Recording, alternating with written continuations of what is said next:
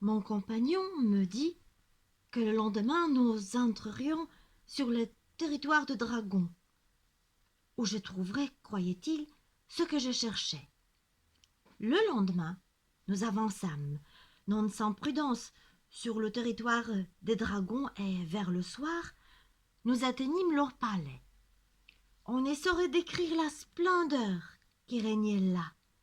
Des jardins avec des fleurs et des arbres de toutes sortes, des toitures d'argent qui luisaient comme miroirs au soleil, des murs ornés de statues et de fleurs sculptées à même des corniches dorées, des jets d'eau jaillissants, des merveilles. Heureusement pour nous, les dragons n'étaient pas là.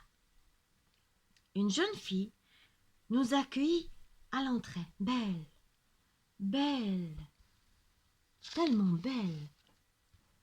N'entrez pas en absence de dragon, nous dit-elle. Il vous arriverait malheur. Et elle pleurait de joie, voyant enfin des hommes de ce bord d'où les dragons l'avaient ravie. À nos questions, elle répondit que l'objet de nos recherches se trouvait chez d'autres dragons apparentés à ceux chez qui nous étions. Allez, nous dit-elle, j'ai bon espoir. Avec l'aide de Dieu, vous réussirez. Et au retour, il faudra m'emmener aussi.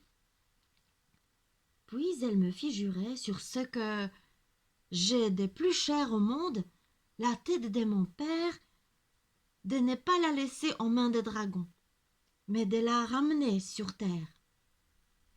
Et nous partîmes. À vrai dire, la jeune fille m'avait bien plu, à moi aussi, dès le premier coup d'œil. Nous fîmes halte pour la nuit, juste avant d'atteindre le territoire des autres dragons. Et le lendemain, au lever du jour, nous pénétrâmes sur leur terre. À midi, nous arrivions à leur palais, plus beaux encore que les précédents. Nous descendîmes de cheval et, suivant les conseils de la jeune fille, mon compagnon s'en retourna, tandis que j'allais tout droit à l'écurie. Les chevaux étaient tous là, au repos. L'un d'eux se retourna, me regarda. Je lui frottai les yeux, lui tirai les oreilles, le bridai et, sautant dessus, je décrochai au passage la cage de l'oiseau merveilleux qui était suspendu au balcon. « C'est toi qui ai trouvé l'oiseau mage !» s'écria l'empereur.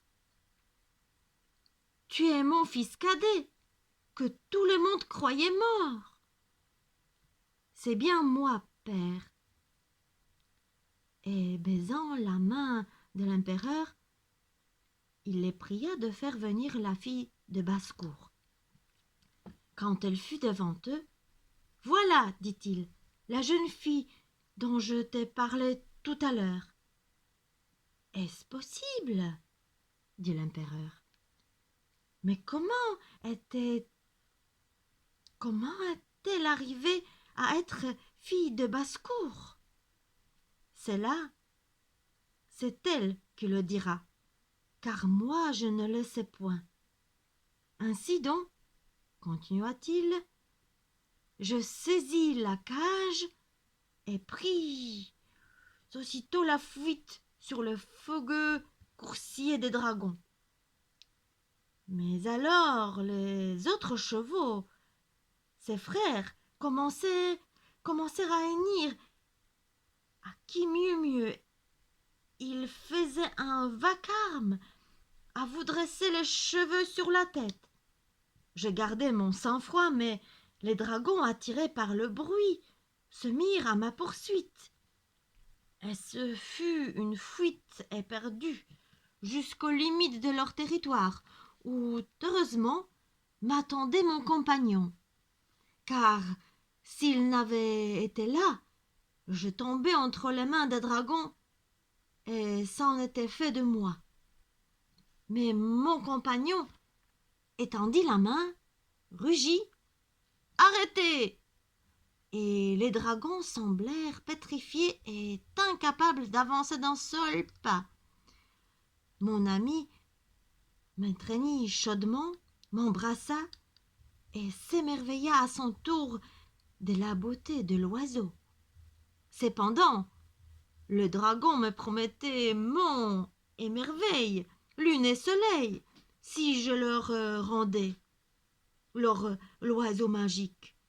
Ensuite, voyant que tout leur artifice était vain et que je restais inébranlable, ils me supplièrent de leur rendre au moins le cheval.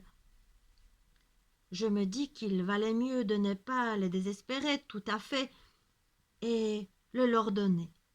Puis, je partis avec mon compagnon et l'oiseau que les dragons dévoraient des yeux. Au palais du premier dragon, la jeune fille nous attendait sur le seuil. Elle fit claquer 3 fois un fouet et les palais se transformèrent tous en une pomme qu'elle emporta. Je la saisis par la taille, la pris en croupe et partis au galop. Mais à peine le dragon se furent-ils aperçus de sa disparition qu'ils étaient derrière nous, avec une gueule ouverte de rage du ciel jusqu'à la terre et des hurlements à vous glacer le sang. J'ai ramassé tout mon courage, donné de l'éperon à mon cheval et, avec mon compagnon, nous fuyions comme le vent.